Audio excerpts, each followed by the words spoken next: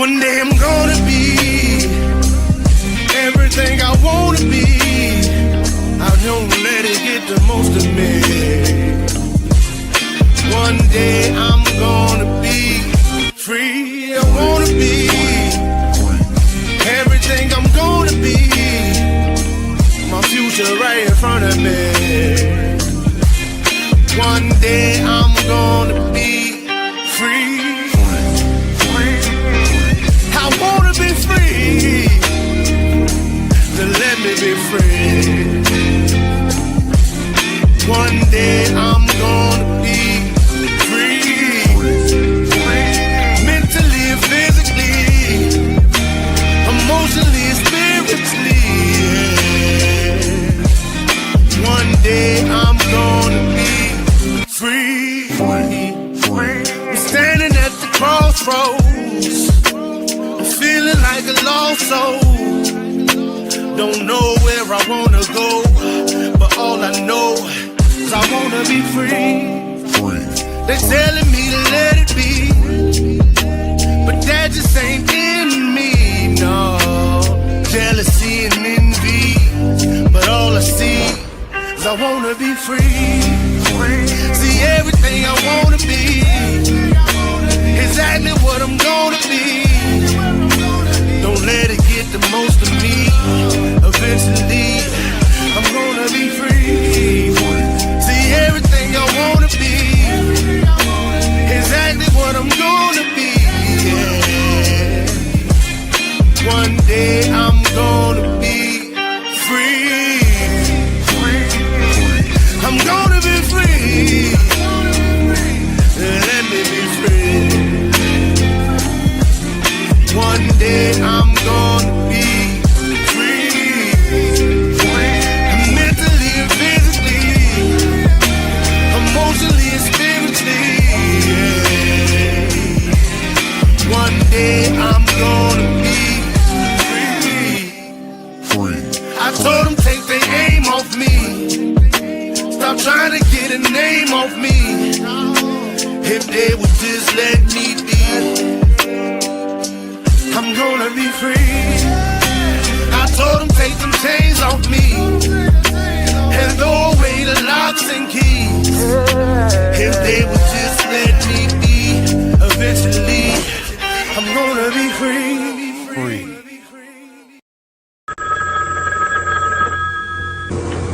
They're back.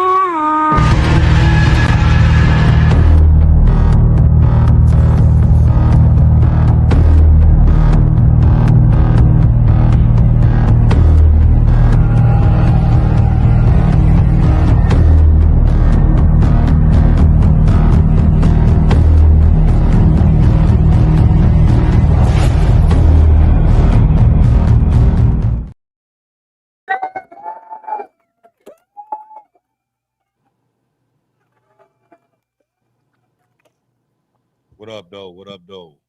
7 days and we're back again for another episode of the Diamond Effect. I'm Marsh Bishop. We got Mike Ball and Aaron Olinger. Mm-hmm. What's up, everybody? Glad y'all decided to stop by for another in-cap conversation that we're about to have this evening. But before we jump into it, like always, we check and see what everybody done over the week. So we'll start with you first, as always. Aaron, what's up with you? How was your week, brother? It was pretty good. I went out about 2 days ago, bought me four more of those 55-gallon water storage drums. And I went today over to Lowe's and bought the hoses, adapters, PVC pipes, the parts I need to drill them. And I'm going to make some more rain barrels, and I'm going to see if I can earn a little extra money by going to some people's houses and installing them for them. So it might be an additional revenue source for me right now, but I'm gonna give it a try and see. Man, I'm doing the exact opposite. I'm spending money while you're making money. That's a good thing for you, for sure. For me, it's definitely not been productive in the aspect of making money. It's definitely been about spending money the last week. You know, I told you guys last week that I was dealing with the new engine that was being put into the car. That was done. I swapped out the windshield. Put a brand new OEM windshield. There was a crack on it. Very first day I got it, got a rock to the windshield. Handled that, and then now I got it straight piped 2 days ago, and now it's going. I got a whole JL sound system that's going to be installed Monday, and then last but not least on that whole thing is getting it a cool air intake and a tune. But yeah, that's what I've been up to. So, Real quick, but you finally Blair. got it fixed, all right? Yeah, it did get fixed, and it wasn't on my dime, not on the engine aspect. Everything else was on my dime. You know what I mean? So unfortunately. Real quick, we got Blair coming in with the 5 spot saying movie night. Yes, sir. Contributing to the goal there. I appreciate you, kind sir. Well, my week's been the same. It's always busy. Of course, work like always, and then like I said, we're working on. We got a new project that we're going to be working on starting next month, but there's a lot of behind the scenes stuff that needs to be done. Casting, getting crew together, all this other stuff, locations, filming spots, stuff like that. I mean, it's a lot of stuff to do. So that's been keeping me busy. So behind getting off of work and then jumping right into something else, and then on top of that, doing the stuff that we need to do for the shows. It's a lot of moving parts that goes on throughout the week. So keeps me busy. But like I said, I thank God for it. So I'm just gonna keep doing it. So those of you who know the words of prayer, say one for me, because I'm telling you, I've been running myself. I've been running myself hard here the past few weeks. So we're gonna jump into this story, and I'm pretty sure some of you gonna know what I'm talking about. Some of you not, but we're gonna dig down into it. So, but today we're gonna be diving into a future that's already beginning to unfold, where cities aren't just places to live, but a vast network of sensors and cameras and algorithms is watching your every move. These so-called smart cities promise efficiency, safety, and convenience, but underneath that surface lies a dark reality: the rise of digital prisons, where surveillance becomes control and data becomes a tool to use to limit your freedom. How did this happen? And what does it mean for our privacy, our rights, and our future? So today, this is what we're gonna jump into, and we're gonna explore the hidden costs behind these quote unquote cities of tomorrow. So a lot of people may ask, like, what exactly is a smart city? So that's a good one. The fund of resistance. Yeah, that's probably what's going to be like. So smart cities use advanced technology like the internet, lot sensors, big data analysis, AI, and other connected infrastructures to optimize urban living, traffic flow, energy use, waste management, emergency services, transportation, etc. They use smart grids that manage electricity and distribution.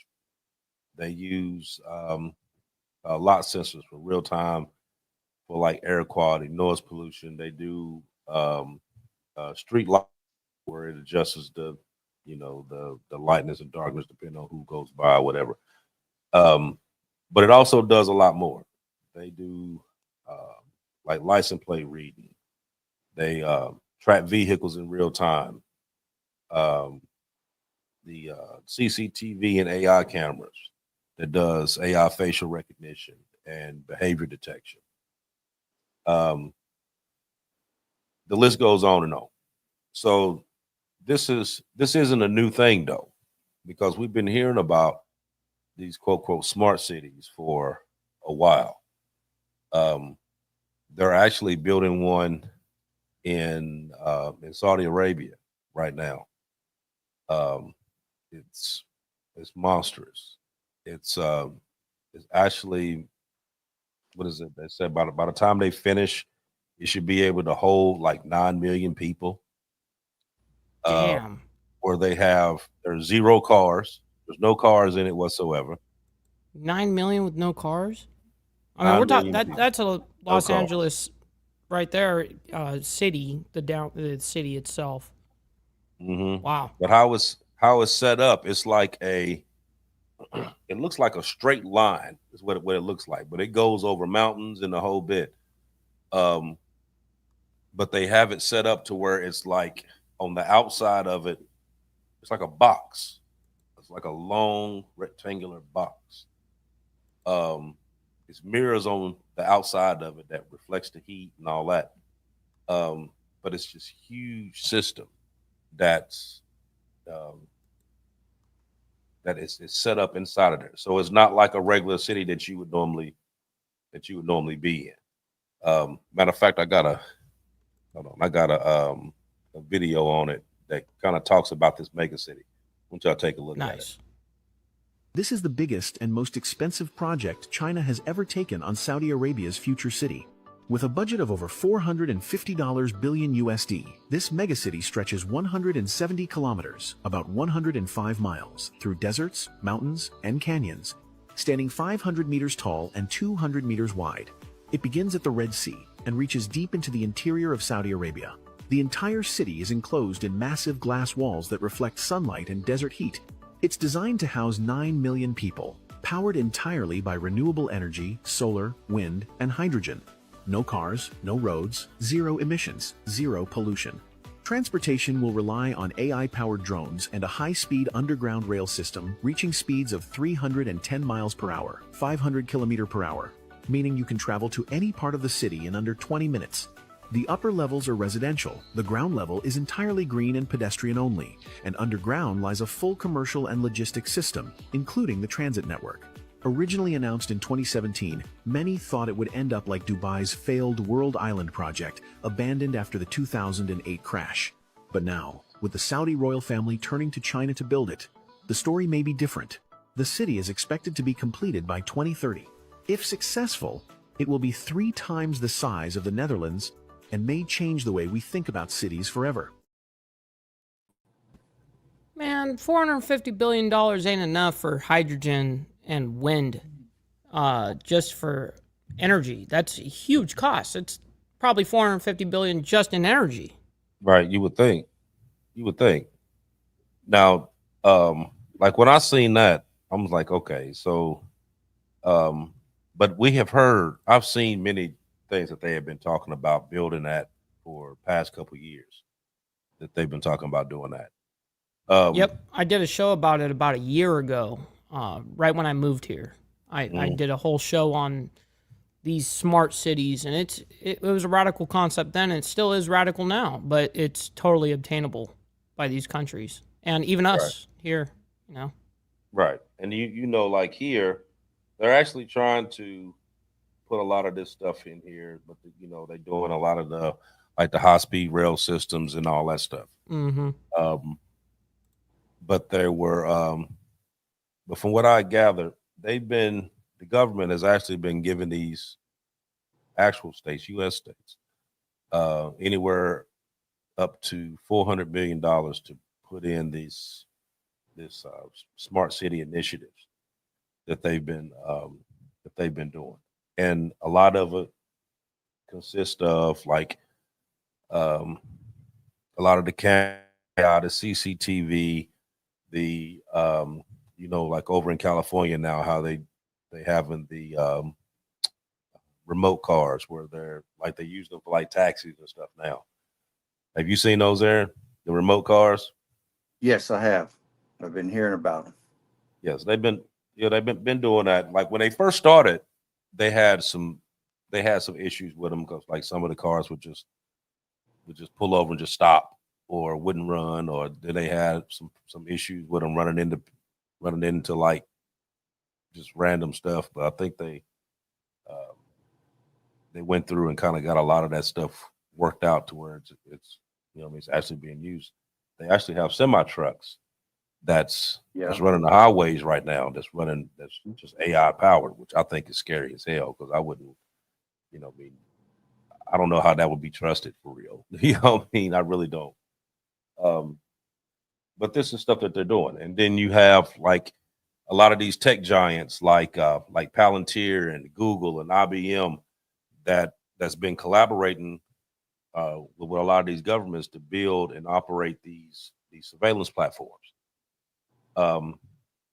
You have what's that one?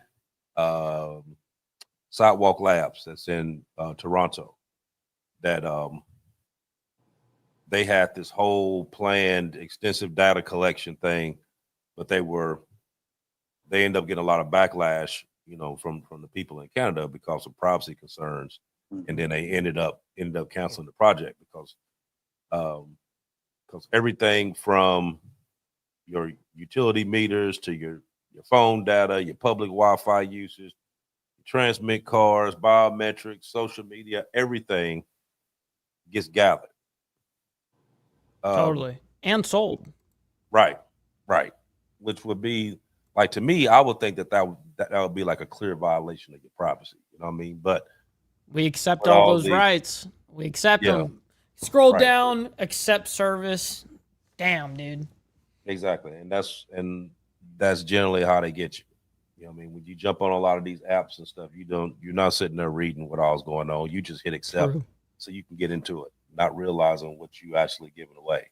You're giving them permission to go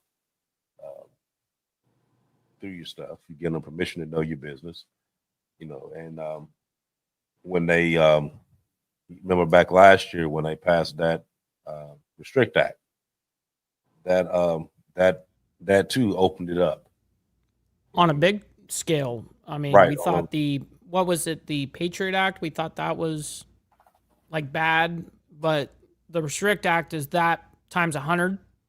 Yeah. But Mm-hmm. they can basically go through anything. They can go through anything that you own that has Wi-Fi, Bluetooth connection, whether it's Or a audio, camera. video, whatever, anything, all the way down to your doorbell ringer, Your TV, and all of watch every single thing that you're doing, listen to every single thing that you're saying, monitor your phone calls, all of that. And if they're hearing you, say or do something that that you ain't supposed to be doing, show up at your crib. It's crazy when you think about it because, like I said, when something like that happens, the first thing that you say is, you violate my rights. You violate my right of privacy. But, actually, you really don't have any privacy, man. That's out the window. it. Yeah. You don't have the right to privacy anymore. Right. I mean, that's whole. Even in your own home, no privacy. Mm-hmm. So when I called it, when I was doing my opening, I was calling this a digital prison. When I actually looked it up, it actually gave a definition for it. I just said it. I just said digital prison. But when I looked it up, it actually gave a definition, and the definition that I got was a system where citizens' movements and actions are interacted and constantly tracked and controlled through digital tools, limiting freedom without physical barriers. That was pinpoint accurate. Right. So some of the examples is we have one called geofencing. That's where authorities can restrict or monitor people's presence in certain areas using GPS or cellular data. You have What's an automated- example of that? an example of that would be where, say, like for instance, they've been listening to a phone call that you were on, and depending on what you said on there, they begin to track that call. So they can go through and pull up your GPS location, track where you are, and just basically do surveillance. Right. I mean, and the Restrict Act gave them that access, right? Correct. Or was there access before? There that? was actually something before then. Okay. There was something actually doing the Patriot Act that they were doing it. It wasn't as far as GPS at that point in time. It was more just They recording, triangulate saving. your call from the towers or whatever. Right. Yeah. Like during that time though, you gotta think like during that time, cell phones, like we had cell phones during 9/11, but they wasn't as advanced as it is now. So they were able to track you, dealing with the towers, you know what I mean, seeing what area you was at that you pinged at and be able to kind of put you in a generalized location. Now they can pinpoint you right to the house as to where you at. Yeah, could I mention one thing here, Bishop? Yeah, go ahead. To answer Mike's question, right now, over in Europe, it's almost mandatory. Here, it's still voluntary, but when this goes into being, it'll probably be mandatory.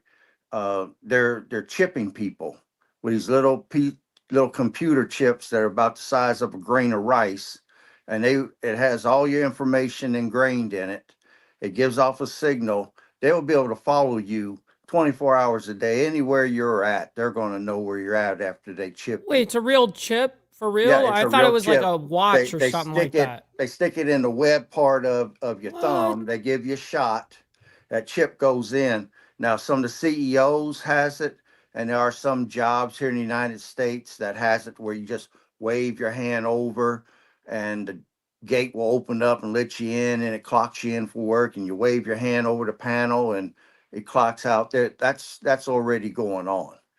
So when this goes into being, and when they said limiting freedoms without physical barriers, I mean that video that Bishop just showed, the guy was talking about the glass walls that will block out heat and everything. I mean, what are we, under a dome now? I mean, a cage is a cage. I don't care how fancy you make it; it's still a cage. And they said without limiting freedoms without physical barriers, that is a physical barrier. And you're locked within the dome, and they're tracking you all day. Every movement you make, you're being tracked. Mm-hmm. You're right. So Now they also had on here about was talking about automated fines and penalties that was delivered by AI for like offenses like jaywalking and littering, which a lot of that goes back into, we was talking about the social credit score. Mm-hmm. And then those restrictions have access to like services, public spaces, where it gives you like a digital score where it's like monitoring your behavior. Would they have to pass legislation to do some stuff like this? Because, for instance, like when you get those on-camera tickets by law, and I may be talking out of my ass here because I'm not speaking from experience. I didn't actually. This is what I've heard, so I'll just put it out there like that. Anybody can correct me. But going and oh fuck, I forgot the exact point I was getting to. Damn it, I hate when that happens. Anyways, sorry. I'll remember here in a second. It happens all the time. Happens. Just lose it in the middle of it. Yeah, it happens. well, I'm gonna say this: you're not gonna be able to opt out. I mean, with everything going this way, Now I got it. you're not gonna be able to sign a waiver and say, well, I don't want to participate in this. Well, so what I heard, sorry about that, is that if you fight it in court regarding in law with a radar or something like that, that was not a cop that pulled you over and ticketed you, you can fight that, contest it in court and win because there was nobody that actually gave you that ticket. So that's what I was going to is you can just pay it when it just shows up at your house and it says, hey, you ran a red light or whatever the case is. You can take that to court and win. Now, see, in my area, it's a little bit different. They can ticket you, but there has to be a cop somewhere around the vicinity. He could be sitting in makes his sense. car. He don't have to pull you over or nothing. As long as there's a cop car in that vicinity, then you can still be ticketed. And see, up in Columbus, where I do the gun show at on the fairgrounds, they have the license readers right there. As people are coming in, they're checking the licenses to see if anybody's got a warrant. And while the person is inside at the gun show, the state troopers come over there. They announce the person's name over the loudspeaker and say, well, state troopers want to talk to you at the front door, and you know when you walk up there, you're about to get arrested. And then in my area, we have the gun sound detection monitors up on some of the light poles. So if you fire a firearm off, they can triangulate and figure out which house fired the guns. So a lot of people in my area didn't want to shoot guns off on New Year's Eve because they didn't want to be tracked to know which house was firing the weapons. So that's it's all going down. Oh yeah, yeah. They even have when I was reading on here, they had a section where it would do facial recognition and social media monitoring. So like if you were, they could identify you if you were like an activist or a protester or whatever. Totally. It would be able to pull you out and show that you were there. Some Israel intelligence right there. You know what I mean? Yeah, probably so. Like I said, this is about the same thing as the social credit score. Like I said, I've talked about it on here a couple times as to exactly what that is, but there's a lot more to it because the way that score is set up, is basically based on your behavior. Has nothing to do with your actual credit, but it's based on you. So if you were on, say you was on YouTube and you badmouthed the government, well, that would be a violation. It would automatically violate you, fine you, deduct it from your account, and then take off points. And once you get down to so many points, I mean, you basically can't do nothing. You can't even get into your house if you drop down so many points. But there's a quick one here that's talking about that social credit score that I wanted everybody to see because it kind of explains exactly what this is. Now, mind you, this isn't what we're doing here right now, but it is going on in other countries, and eventually it will track here. From my understanding, they also trying to establish the social credit score in Canada that they've been talking about. So I'm gonna play this little one right quick just for everybody just kind of get an idea as exactly what this social credit score really is. The baseline for each citizen is 1,000 points per person, in which the government gives so there is a constant equality amongst its citizens. The scores are part of a tiered rating system, which rates them based on their credit worthiness, going a step above the caste system of countries like India to give people a score determining the privileges they're allowed or punishments they must endure. For scores 1050 and over, ranked as AAA or AA, you get benefits like healthcare priority, free healthcare checks under the age of 64, and get to reap the rewards at the top of the social hierarchy. Now for scores between 960 and 1029 points, ranked as A+, A or A-, your kids get priority for certain schools, and the government can also give you the privilege of becoming a model citizen for the rest of society for publicity. School enrollment depends on model citizen status, and you will get preferential care and treated better in employment with preference over other candidates that apply for the same job. Scores between 850 and 959, ranked as B, are locked into that rank for 2 years with the obligation to have lectures on how to be a better citizen with visits of government officials and experts. You are essentially subjected to re-education. C rank, scores between 600 and 849, are locked into that rank for 3 years before you can move up rank. Government visits and inspections are routine, and you will be kept on a list where your information will be stored by government officials to keep tabs on you. You cannot receive welfare, cannot win awards or honours, and cannot run for political office. The lowest rank, D, for scores below 599, are seen as the lowest of the low. Regarded as untrustworthy by the government, you are locked into D rank for 5 years before you can rank up. You're publicly blacklisted and revoked of all titles and qualifications you've obtained. You're subject to lose your job, government funding, and travel ability. You are rewarded or penalised depending on the actions you commit. that the state defines as good and bad.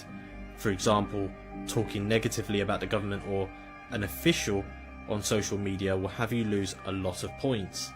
Any sort of political dissidence is penalised by the CCP, and they will be sure that you know your place when talking about them in such a way. The government will do whatever they can to get rid of you and silence any criticism of the status quo.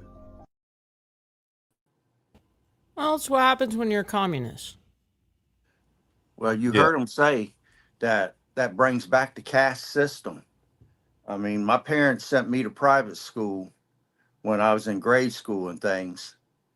And according to that, based upon my social credit score, is going to determine what kind of education my children will get. And it could be an inferior one because I'm a little low on the list. But what I don't hear them addressing is going to be unemployment. Under this new system that they're developing, is No kidding. everybody going to be working? Hell no.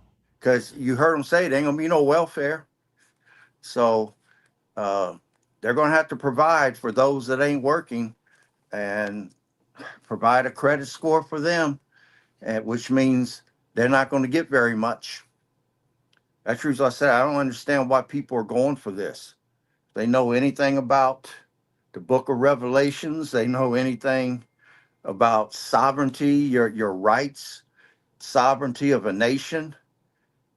This stuff is all going to be lost, all for the sake of a few conveniences. I mean, within one generation, when they come out with the self-driving cars, within one generation, no one's going to know how to drive a vehicle. If a cyber attack happens, the self-driving cars all go down. Everybody's going to be looking around like, how we drive this thing? How do you start it? It's making us dumb because we're relying on technology to make every decision for us. I mean, what's the point lifting weights and conditioning for your job or conditioning for sports or doing any sort of conditioning when you don't need it?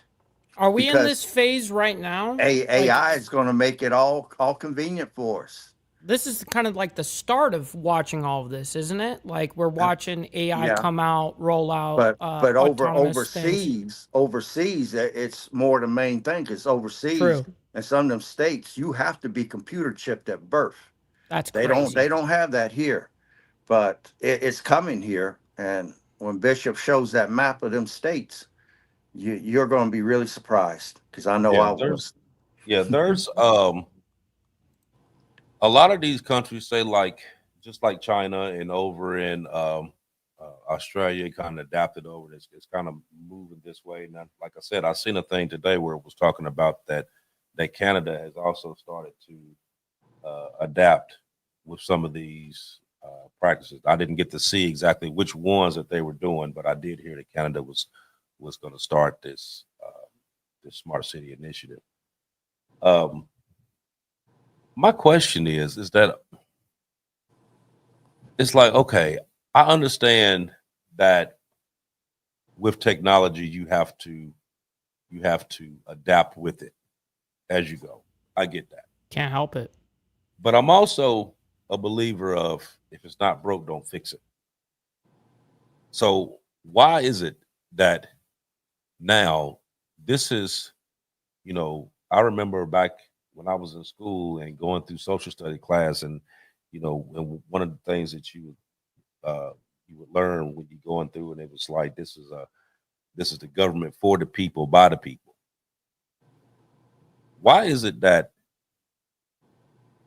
that they need to know every single fucking thing that you're doing? Why is that important? Why is it that we got to have smart streets where it's identifying people as they walking down the street? You know what I mean? Now, I understand if you're doing something you don't got no business, that's one thing, because there's cameras everywhere. So really, you really can't do too much and get away with it nowadays because there's cameras everywhere. I get that. But just for the average person, why would you need to know all my business? You know what I mean? That doesn't make sense. I mean, why would you need, like you would actually literally feel like a prisoner, even though you walking around, but you're still a prisoner because you are constantly being watched. You know what I mean? And then just like what they were saying on here, if you got on there and you bad mouth the government or whatever, because you know here in the US, we always bad mouthing the government. We always doing that. So I guess everybody would lose their damn points. You know what I mean? Because everybody talks shit about the government. We just do. You know what I mean? We talk shit about everything.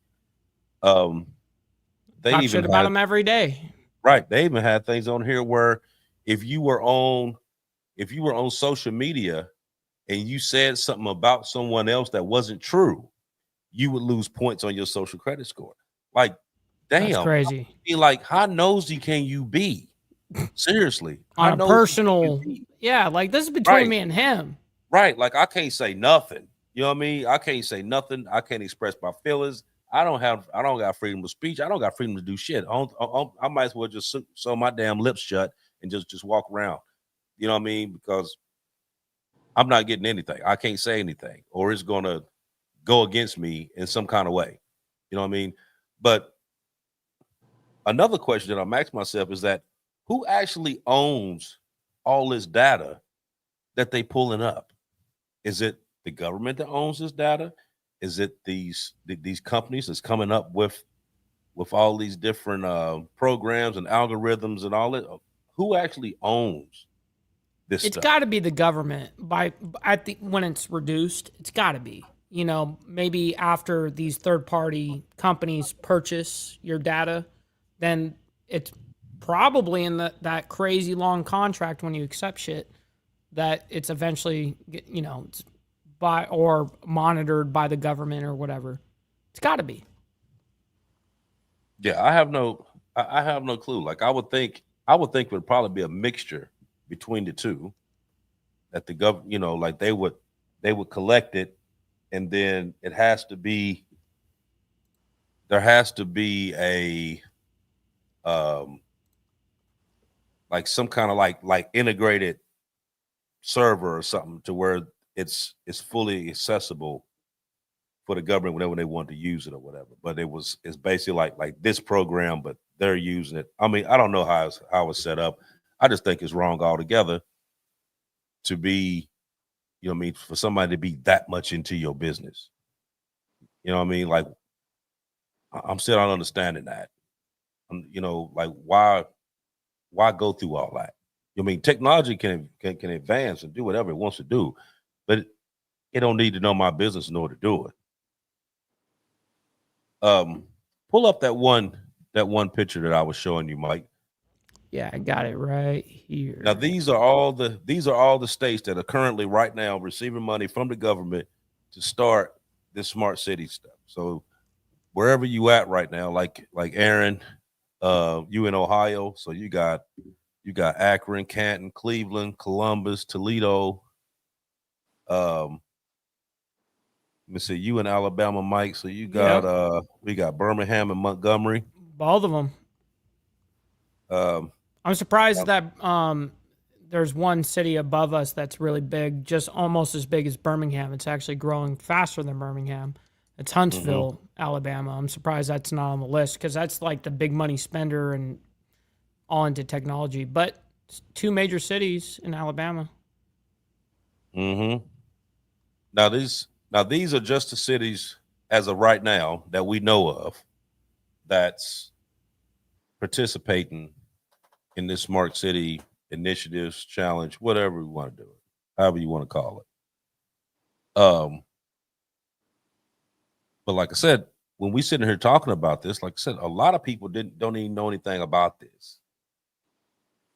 And when we were talking about it, of course, we talking about some stuff that happened overseas, not actually realizing that this stuff is actually going on right here. We're just not even really paying attention to it. But this stuff is in effect. You know what I mean? All these extra cameras that we're seeing, the identification. Like I seen some videos the other day. You can pop it off now, Mike. I seen a video the other day where it was showing, I think it was Chicago, was showing people just walking down the sidewalk. And it was, you know, like bunches of people just walking back and forth down the sidewalk. And it was showing this program how Like as soon as this lady turned her head to where that camera could see her face, it popped her up. You know what I mean? Name, age, address, everything. It was Here comes your popping up. social media links, your Instagram, Facebook, TikTok. Here comes Yeah, everything. like it was just popping up like different stuff on her. And as you know, somebody 5'3", popped it up. 5'3" woman, brown eyes. Yeah, like why would you need to know all that? Why is it Crazy. so important to know everything about everybody? You know what I mean? Why? I mean, it kind of seems like you're going from like we put people in place to represent us. Okay. Like we put in mayors and house members and senates. And we even nominate presidents to basically look out for our best interests, right? And we vote every 4 years, sometime 2, to put these people in place and their job is to go out here and do what's in our best interest. Now, please tell me, why would them knowing all my business, them when I'm walking down the street can be able to identify who I am? And even if you had your back turned, they got an algorithm that can sense the way you walking and still be able to tell who you are. Why is this so important? Well, like I just said right there, data is valuable for money and power. You know what I mean? And that goes for not only data mines and all that kind of shit, but it goes for the government as well. What do you think? Plus, if you're using facial recognition and you also are monitoring social media, you're able to identify and target activists or protesters very easily.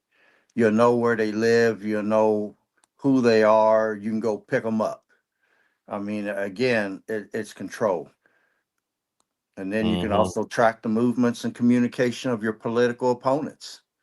So whoever it is that controls the data can actually change AI to carry out their agenda. So it could be done for good or it could be done for bad, depending upon who's controlling the data and what they're inputting into AI. Okay, now would this be? This is a question for you, Aaron. But would this actually be like a huge setup? Now, let's say, okay, you gathering all this information, okay, and where you basically doing away with the old school way. You're making this more technology based, gathering information, data collection, all that. But here for the past couple years, though, we've been having a real big problem with hackers and people, tapping into these systems. Mm-hmm. So, wouldn't you think that you wouldn't want to collect so much information like that, being the fact that it can easily be hacked? Yeah, because I mean they're hacking major corporations' databases now and selling people's information on the dark web. The more technology change, the more the new crimes can come out of what people can do, and they'll figure a way around it. They'll hack into it, and when they do, they got total access to all that data, and you don't know what they're going to use it for at that point. Right. All your So, personal information is put out there for somebody else to use and steal your identity or many other things. well, like you have, so you have like these programs, say like, what was the one program? LifeLock. Remember how you could go through, get on that program, and it would keep all your information where couldn't nobody steal your information and all that stuff. So, for years now, they've been pushing the fact of being able to secure your. Don't put your credit cards on there. You know what I mean? Right. Don't put your personal information on it. Having credit cards that give you like dummy numbers that you use when you buying stuff online to keep people from hacking and getting your actual credit card numbers and all that stuff. But you doing that, but then you coming on the back end and you collecting all this information. That doesn't make sense. So why would you tell us to do all this stuff to protect our information, to keep people from being able to jump into our computers and phones and credit cards and all that stuff, to be able to keep from your stuff being stolen and hacked, etc. But you also got all this stuff in place to where you can basically monitor everything moving, everything.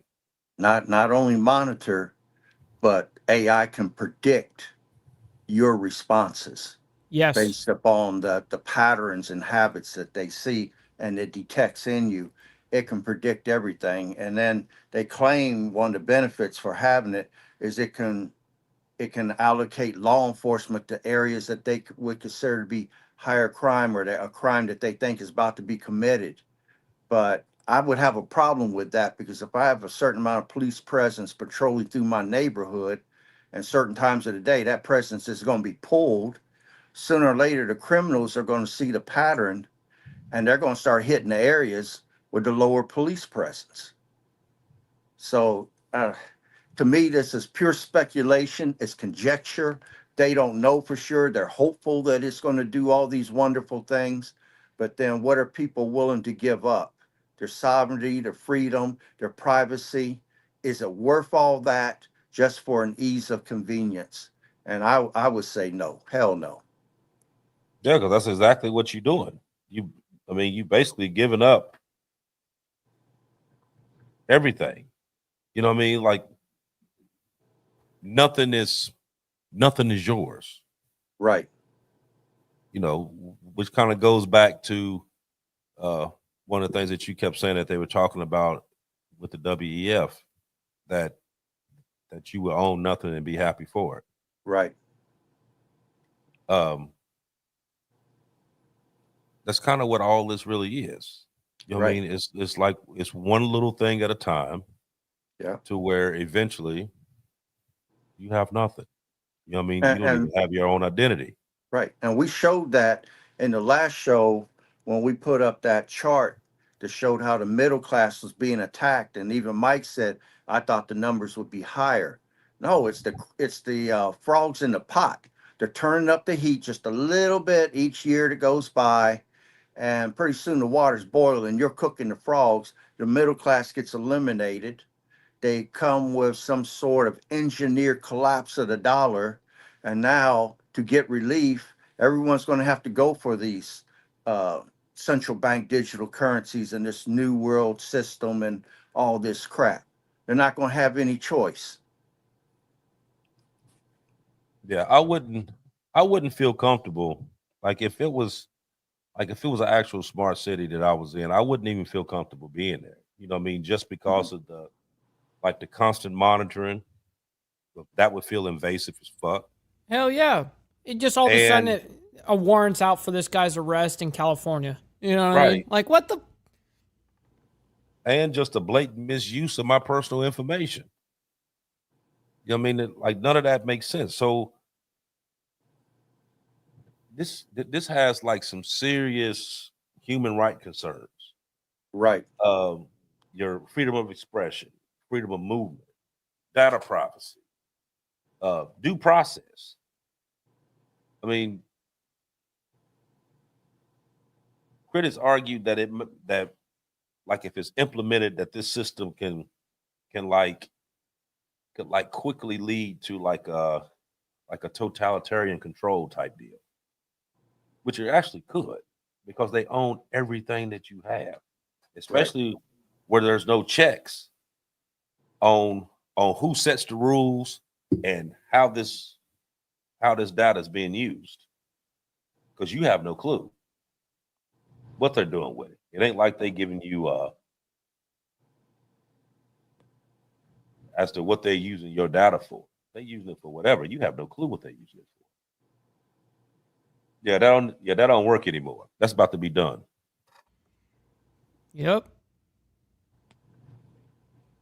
You know, like you would think that this would be like, okay, so you got the privacy laws.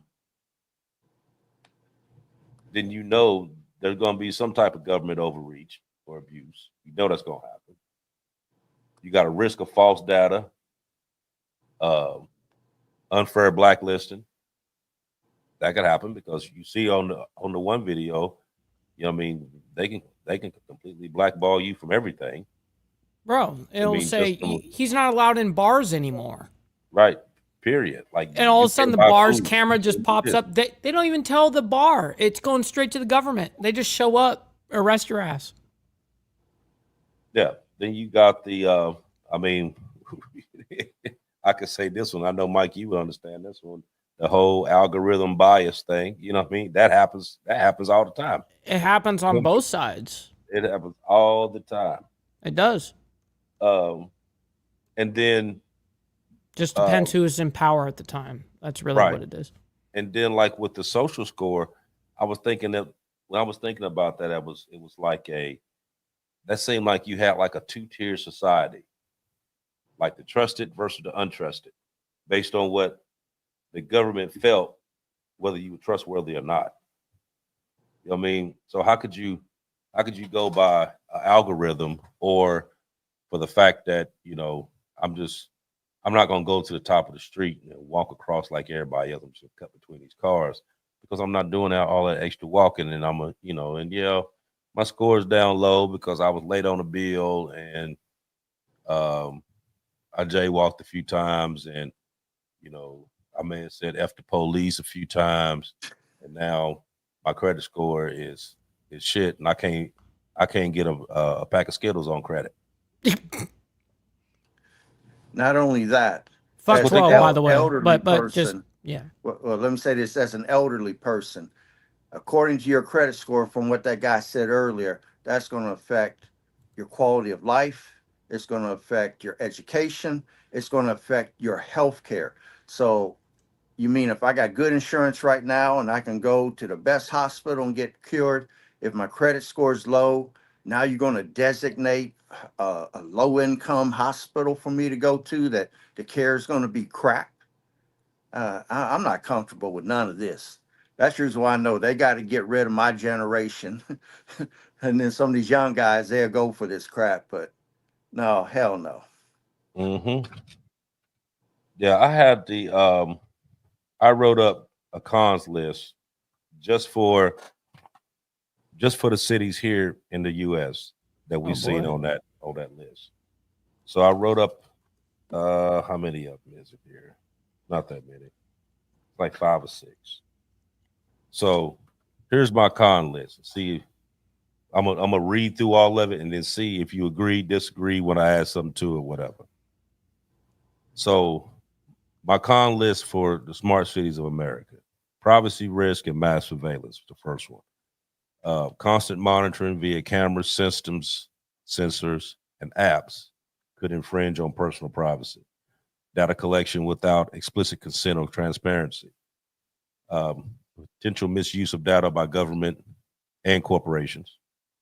Those without access to technology or data literacy could be left behind. Risk of creating surveillance have and have-nots with unequal freedoms. Marginalized communities might face disproportionate targeting or exclusion. Increased risk of cyber attack and critical infrastructure. Data breaches exposing sensitive personal information. Dependency on technology could lead to severe disruptions if systems fail. Automated decision-making may limit personal choice, meaning like traffic fines, social scoring, the little ticket box thing that you was talking about, Mike. Potential for behavioral manipulation. Difficulty challenging AI due to opaque algorithms.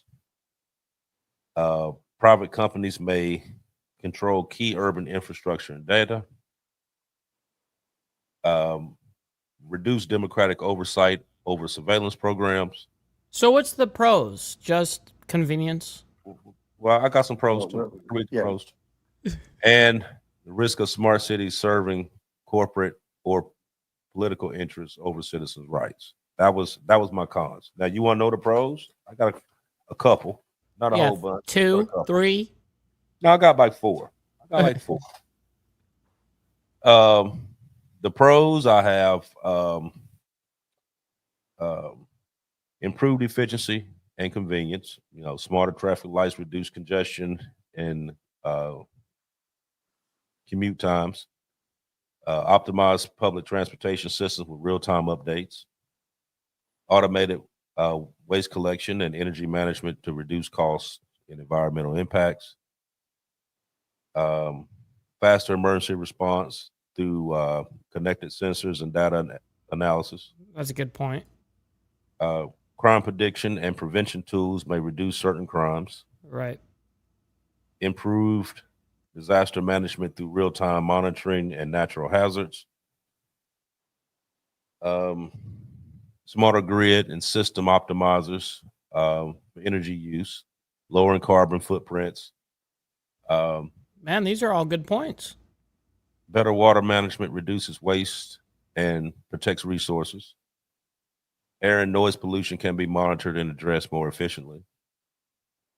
I have health monitoring and smart healthcare integration, and better urban planning tailored to residents' needs. Those were my pros. So Damn. there's so like I said, there's pros and cons to both. Where it has a lot of good pros to it, my cons would be simply for the fact of all this extra surveillance and data collection and just being in somebody's, like, knowing everything about somebody. You know what I mean? That's unnecessary. That's my biggest things out of it. Did you see anything on there, Aaron, that I missed or should have added to it? No, you covered everything pretty well. Only other thing I'd say is it would create new tech jobs, but that's going to require a certain amount of education for a person to be able to get one of those jobs. I mean, what's the migrant farm worker going to do? When they talked about things going against certain communities, I mean, whoever's controlling the data could target Mexicans, they could target gypsies, can target migrant farm workers, any political party, ethnicity, or anything that they don't like could be programmed into AI, and AI could reduce their credit scores, limit their movement, prevent access to certain public areas. I mean, it could make their life a living hell virtually. So, I mean, who's going to be controlling the data? That just scares the hell out of me. Yeah, But there's I'll stop there. there's a lot. There's a lot dealing with this. Like I said, there's pros and cons to it all. I mean, like, would it help in certain instances? Yes. Like I said, I don't agree at all with them, with all the data that's being involved in that. I don't agree with that. This is like this, like I said, the smart city, the 15-minute cities, they're all basically the same. There's two or three different ones, but they're all the same thing. They're all set up under the same precedents that for control. That's it. You know what I mean? They don't want 100%. you to have cars. They want you to be within a radius that they know where you're at. That's why I would never buy an electric vehicle. I mean, personally. Yeah, actually, with some of these places that we was looking at, even with the one that they're building, like, there is no vehicles. There's none whatsoever. You walking, you know what I mean? So, Or you're staying in one building, like you were saying behind the scenes. there was one where they had that one building where you lived. You live in the Everything's building. there. You went to school there. You went to the grocery there. You went to the gym there. Like, everything was in that building. You did not have to leave that building. That's crazy. Yeah, it's crazy. But I'm gonna say guess- this, Bishop. Go ahead. People, when this goes down, People that are like living off grid right now, living their life up in the mountains somewhere, mind their own business, that activity is going to be all illegal. Probably growing your own garden, anything that shows independence or independent thought is going to probably be illegal, because everything you do has got to be for the collective or the hive or whatever you want to call it for AI, because the computer is literally running your life. I just don't agree with none of this, man, but that's one man's opinion. Yeah, you're right. You know, I think my closing for this would probably be, let's see. I would say that smart cities could revolutionize how we live. Cleaner air, faster transit, safer streets, so they say. But without careful oversight, they risk becoming digital prisons that monitor, score, restrict citizens in a way that only we just starting to begin to understand. The technology itself isn't evil. It's the people that use it and how they choose to use it. So I guess the real question would be, who will shape these cities? The people who build the walls, the code that protects the privacy and the freedom, or the people that's inside these cities? So I would guess that the future is being written now, of course, and it's up to us to make sure that this future is worth living in. Because bottom line, it should begin and end with us. Yeah. So that's going to be my closing for today. As always, I appreciate everybody that comes out and watches. Like, follow, share, subscribe on both sides. Get the show out to the proper algorithm to where it can go out and hit as many people as possible. Don't forget to stop by the Diamond Effect store. We all get a lot of nice stuff. Aaron, I see you got the hat on tonight. Yeah. A lot of good He stuff on does. there. Go on and check it out. You got the information on the bottom, or take your phone and scan that little QR code right there to take you right to it. We appreciate everything that you guys do, from the super chats to the comments to the likes. It all means something, and what we're trying to do is get this information out one person at a time. So not only do we give it, but we ask that you share it as well to people who you think needs to know this, because at the end of the day, we all gonna need to know, because all we're gonna have at the end of the day is gonna be ourselves. So go ahead, Aaron. Okay, I'm gonna go with a little history lesson here and refresh people's memories. Back when the Europeans came over here to colonize the United States, they came over here because they was tired of the caste system. They wanted to own their own land. Every man's house was his castle. That's the way they believed. And they was willing to fight the French and the British and kick their asses up out of here so that they can have the right to own land, have freedoms and things. And what are we going to do? We're going to forget the past, and we're about to repeat it in the future. And I hope people realize that this is totally wrong and don't go for the okey doke. And with that, I stop. With that being said, ladies and gentlemen, make sure you guys hit the like button on both sides here. Make sure you guys, if you're on my side, go over to the Diamond Effect podcast over there on YouTube. And we have the obvious website to go to where there's merchandise, which we're going to play here at the end. With that being said, stick around. If you guys are on my side, we're going to be raiding our buddy Jake. So make sure you guys let him know we're coming through with the raid, man. So much love, honor, respect, everybody. We'll see you guys in 7 days.